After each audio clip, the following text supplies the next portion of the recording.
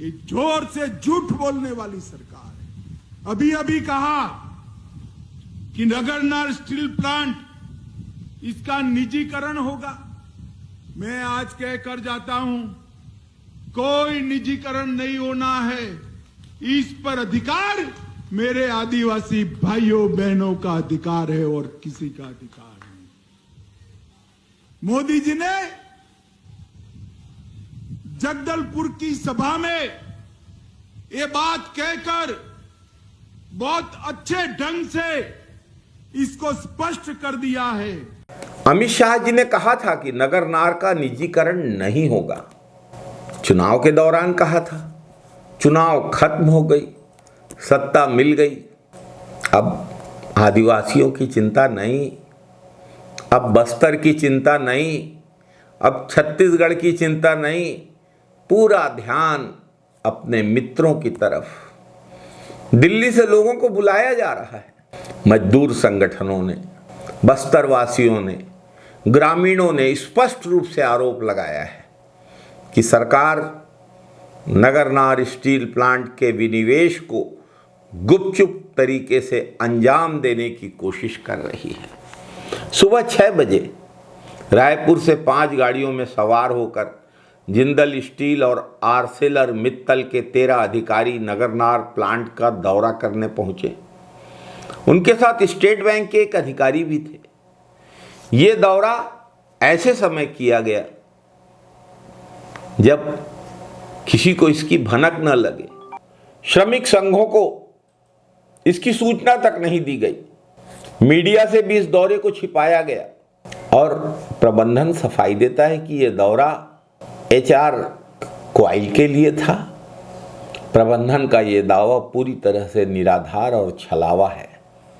अगर यह दौरा मानव संसाधन से जुड़ा था तो स्टेट बैंक के अधिकारी वहां क्या कर रहे हैं? सीधा सीधा अर्थ, भाजपा सरकार नगरनार प्लांट का विनिवेश करने जा रही है और इसकी तैयारी में जुटी हुई है।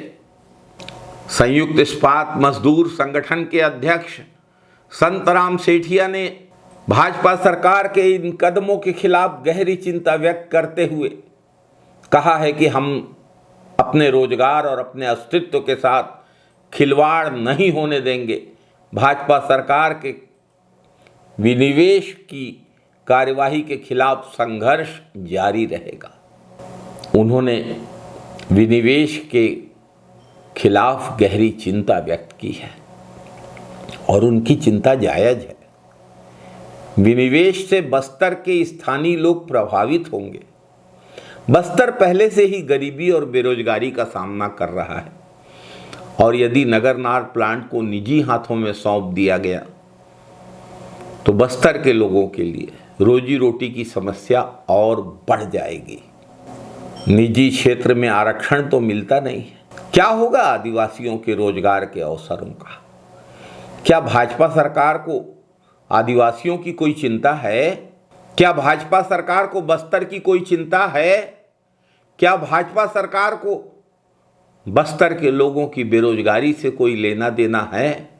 क्या भाजपा को यह समझ में नहीं आ रहा है कि बस्तर जैसे पिछड़े आदिवासी बाहुल्य इलाकों में विनिवेश से हालात खराब हो सकते हैं? दरअसल भाजपा को कभी भी आम जनता और श्रमिकों के हित से कोई लेना देना नहीं रहा है। भाजपा की नीति हमेशा निजीकरण और बड़े कारपोरेट घरानों के साथ गठजोड़ की रही है।